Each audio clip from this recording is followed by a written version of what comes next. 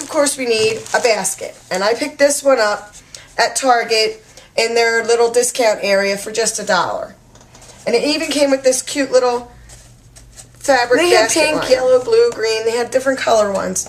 But of course I got blue for my little boy. Some Easter grass. Just go to the dollar store. Easy to get. I picked up a toy.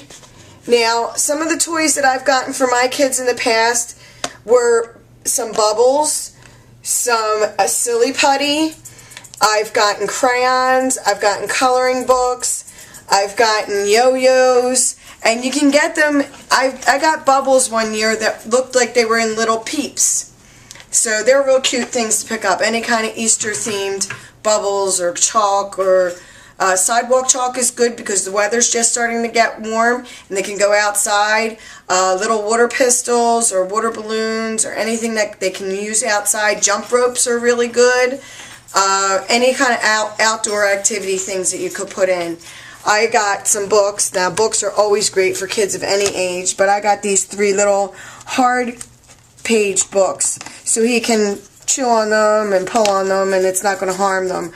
I got 3 little books. These were also at Target in the discount area, and they were $1 a piece, so that's a nice tip for picking up some inexpensive things. And I got an outfit. The outfit came together with the hat and the little socks. Now, for the older children, you could pick up some Easter socks. Kids love to get socks, like slipper socks, little t-shirts, little hats, baseball caps, little things like that. You can pick up sunglasses. Kids love sunglasses, and they do have cute ones that are, you know, Easter themed or whatever. And again, it's getting into the warm weather. I know when the kids are riding in the car and the sun gets in their eyes, it's pretty bad, so sunglasses are really great. And then they had a little bib that said, "My First Easter." So, of course, I had to get that. So these are the items that we're going to use to fill up this little basket. And how much you need to fill up your basket is determined by the size of your basket. So you really start with your container first, because that's going to determine what you need to fill it. And I try to use my handle up. This handle does go up and down. I like my handle up because that gives you a nice shape to the top of your basket and tells you where to have your items go up to. Now, it might not work with these books. Oh, yes, it is going to work. These are going to be my highest, tallest items in my basket. So we're going to start with those in the back. And we're going to kind of get them fanned out in the back. Now, what the problem is sometimes your basket's not going to be balanced for weight right away. So you might have a problem getting things in there because you might have to prop it up, which I think I'm going to have to do right here. And I'm going to use my little carousel that's made out of metal because it's going to be real heavy. And you're going to have to prop it up in the back so that it won't fall over while you're getting items in there. Now you might notice I didn't put any grass in yet. And the reason for that is the books are so tall. I want to make sure that they go all the way down in the basket. So I don't want to put any grass to take up any room in the bottom. But I'm going to put the grass in now. Actually, I'm going to open the grass. But what I wanted to do with this bib, I had a really interesting idea of what to do with the bib. And what I wanted to do was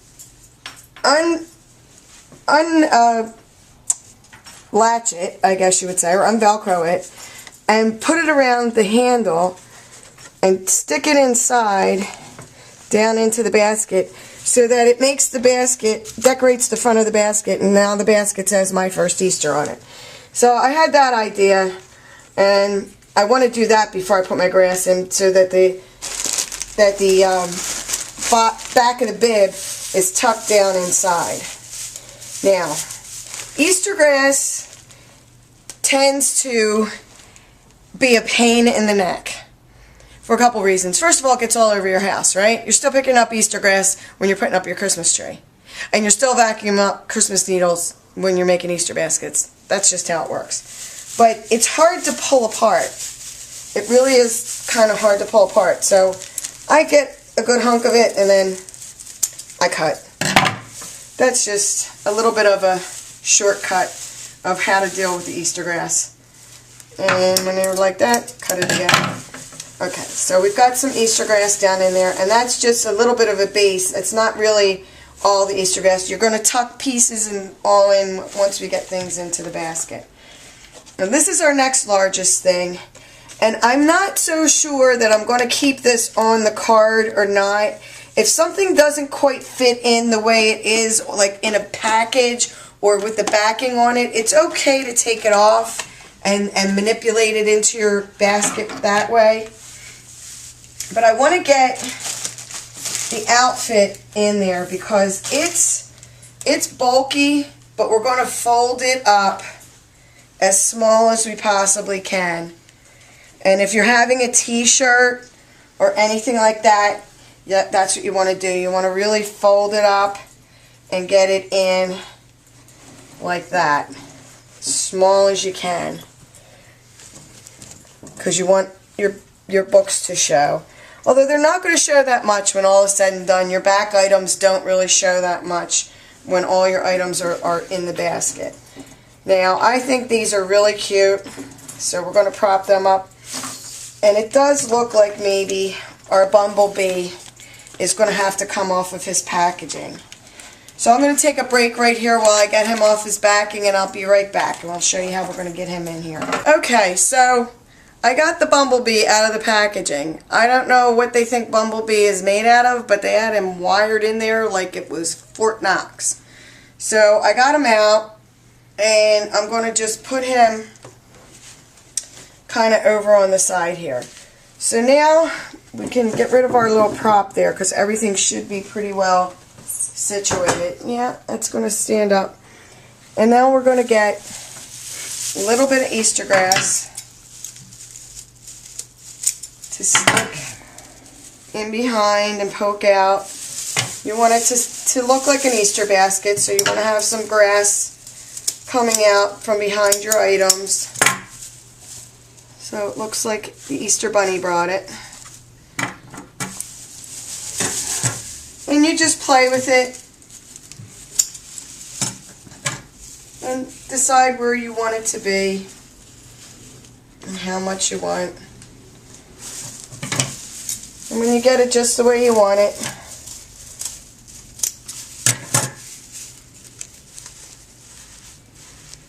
I think I like that pretty well. Now it's going to be time for the cellophane, but I'm going to take a break so I can clean up some of this Easter grass and get my cellophane rolled out. So I'll be back in just a second. Okay, so now we're going to wrap our basket in cellophane, and this is how I measure how much cellophane I need. I go up above my basket 10 or 12 inches, and I bring up cellophane on the other side. Now this is not quite as high as I would like it, so move my basket a little bit, bring it up matching on the other side, and then that's where I cut my cellophane. That's how you measure and know that you have enough cellophane to wrap your basket. And right now I'm going to make a bow. And this is what I always use to make bows, which is tulle. Tulle is very forgiving. It doesn't rip. It doesn't crease. It holds its shape. And it doesn't fray at all. And I can get these little rolls of tulle in the dollar store. So it's very inexpensive. You can also get larger rolls really inexpensively at the craft stores. Okay. Slice it up. So what we do is start with a tail of 10 to 12 inches. And that one's got a little bit of a problem. So we'll cut that off. Start with a tail, 10 to 12 inches long. Then we start making loops. 1 on each side, 2, 3, 4, 5, 2, 3, 4, 5. 6 is a good number. Then you leave a tail on the other side. And you get a piece of wire, 6 to 8 inches long.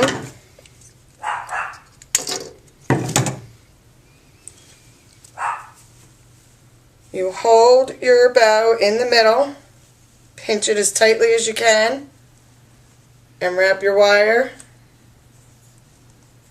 Try not to get it stuck in your tool. And what I do is I pull it so I make sure it's right in the middle so my loops are matching. And I match my ends of my wires. So you have a nice even loop, and then you twist. You twist it, and you just start to open up the loops so that they're nice and full. You don't really have to have any rhyme or reason to them. There should be even numbers on each side because you went back and forth. You made sure there were 5 or 6 or however many. I like an even number, so I did 6 on each side.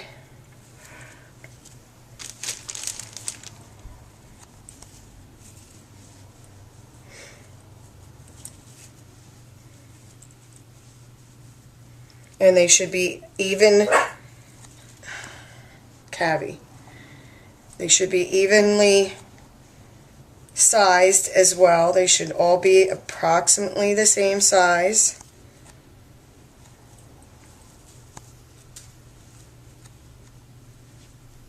And let's get our wire, and there you have it. A nice tool bow. Now that we have our tool bow, we can gather up our cellophane.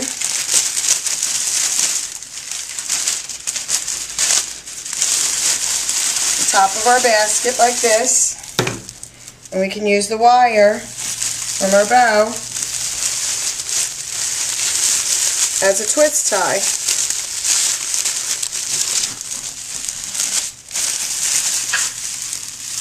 And that's really what you do. You twist it tight.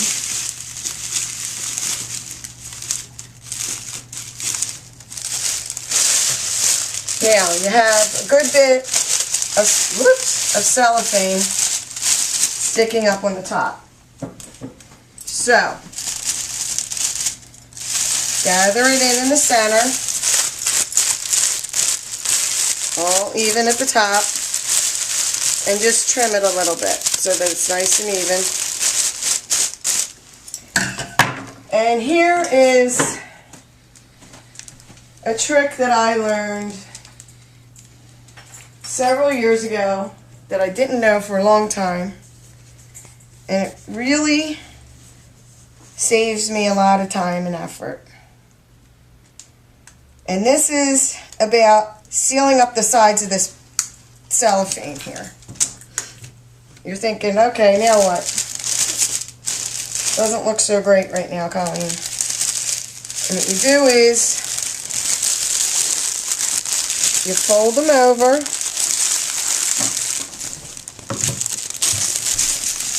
You take it to the edge of a table.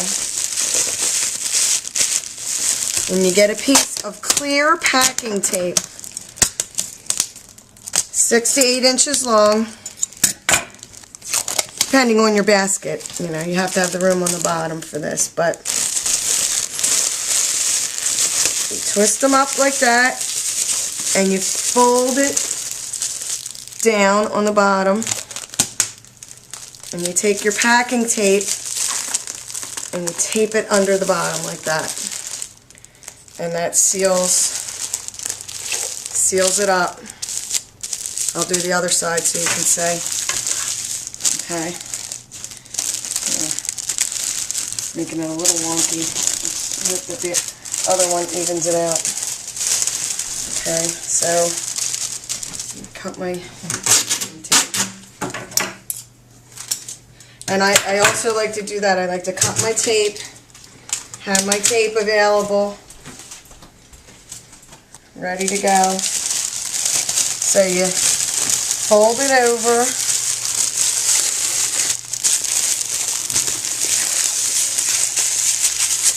And you bring it down to the bottom of your basket.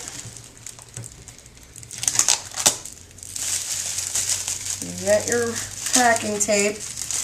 Oh, it's cooperating.